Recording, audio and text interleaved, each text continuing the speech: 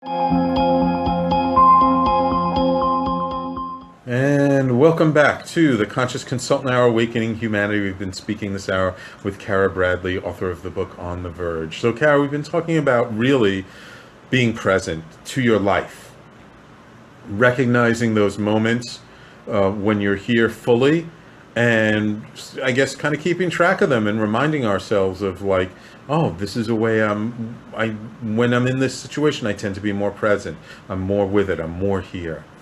So I'm curious what kind of advice you would have for people who are going through extreme emotional upheaval about being present, because sometimes, people are like, oh yeah, well, when things are fine, I have no problem. But, when my boyfriend breaks up with me or when I lose my job, that's really uncomfortable and difficult and painful. And I can't be present when that stuff happens.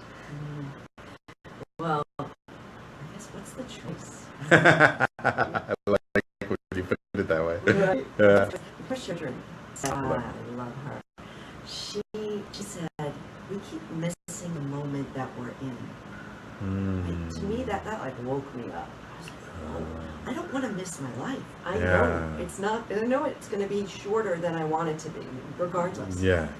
So even if we're in the middle of chaos, to try to numb ourselves so that we miss precious moments, right? We can't get these moments back. So I know that's easy for me to say, when life is calm. Right. Because who wants to sit in the uncomfortable and the unfamiliar?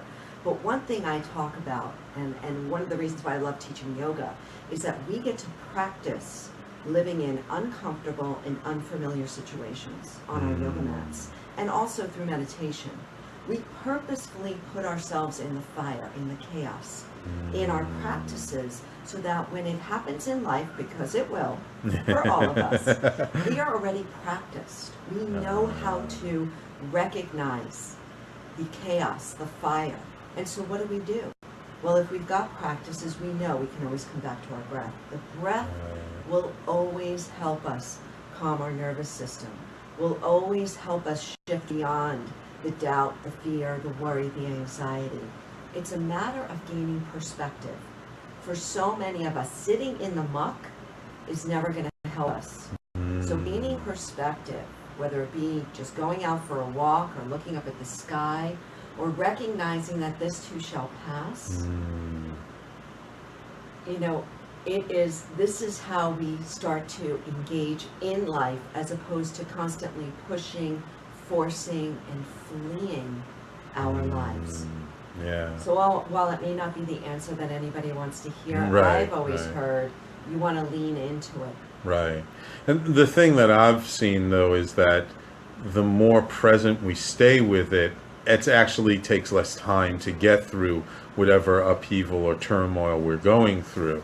That it's only when we distract ourselves and take ourselves out of that moment that actually stretches or increases the amount of time that we end up in turmoil.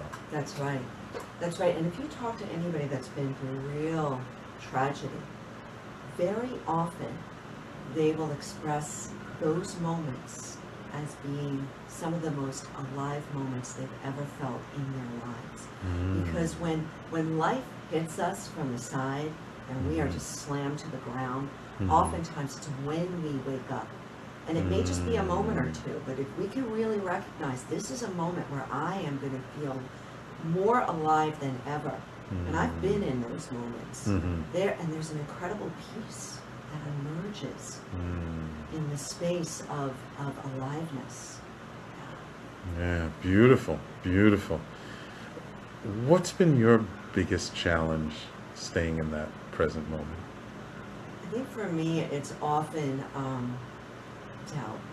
The doubt, is this real? Is this real? Can I stay? Now I feel like I've gotten past a lot of it, although I'm sure I'm going to be tested again. And it could be around the corner. It could be tomorrow. It could be today. I don't know. But for me, it's the doubt, is this real? Yeah. And I don't know if that makes sense. I mean, for me, it's so visceral.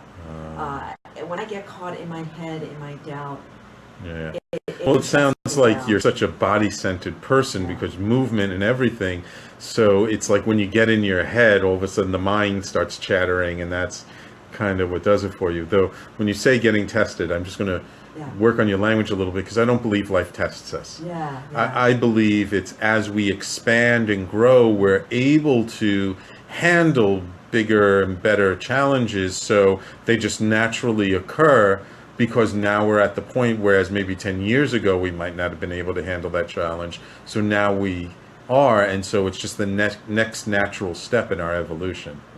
Yes, thank you for that. Yeah. Yeah, no, that's great. I know when I was writing my book, I went through many times of who am I to be saying this. Yeah. Oh, What yeah. I'm saying is, it's pretty big stuff. I'm pretty Yeah. bold in a lot of ways to say, listen, we are already awake and alive. We just Yes. need to show up and recognize Yes. it. I love that perspective. That's wonderful, wonderful. So now that you've done the book is out. When did the book come out? 2 months ago. Oh, just 2 months ago. Yeah, Oh, wow! I didn't it's a realize this. baby. Oh, wonderful, wonderful. What comes next? Or do you not think that way? It's like whatever comes next because you're in the present. Yeah, I'm really riding the wave of this book launch and Okay. just putting myself out there in every way that I can to see how it sits with people, where it lands. I have no idea where this is going to land. I know one of my meditation teachers, Michael Carroll, who's a fantastic teacher out there. He wrote Awake at Work and Fearless Leader. Oh, okay. And he looked me in the eyes when he read it, and he said, "Are you sure you know what you're putting out there?" And I said, "Yeah, I think I am." He said, "Okay, because you got to be ready. Be ready, because you got to be clear as a whistle, boy, because you're making some claims out there, and you know." So, and I've been preparing Okay. for that.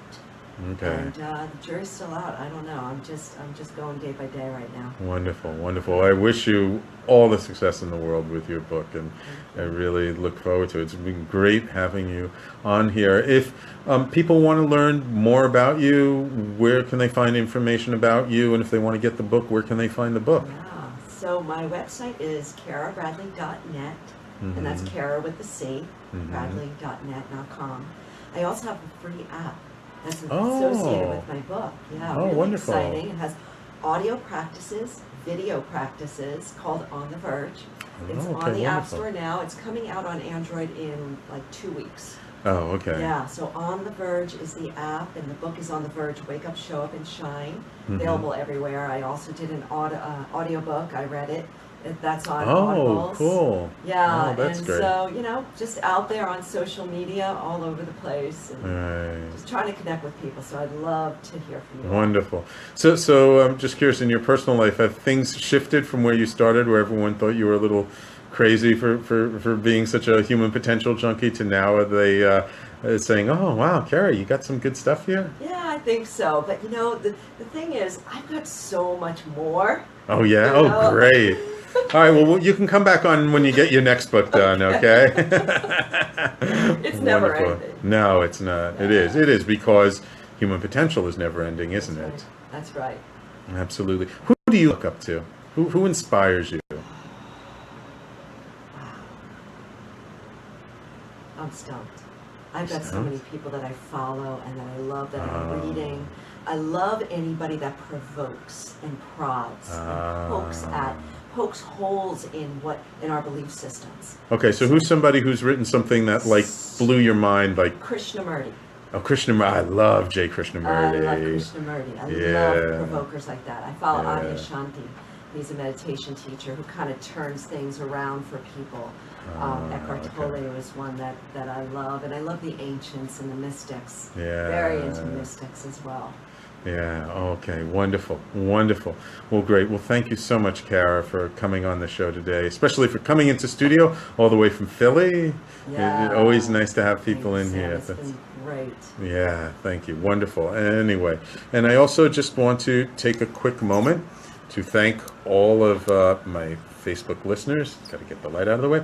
So yes, thank you all for tuning in on the Facebook live stream.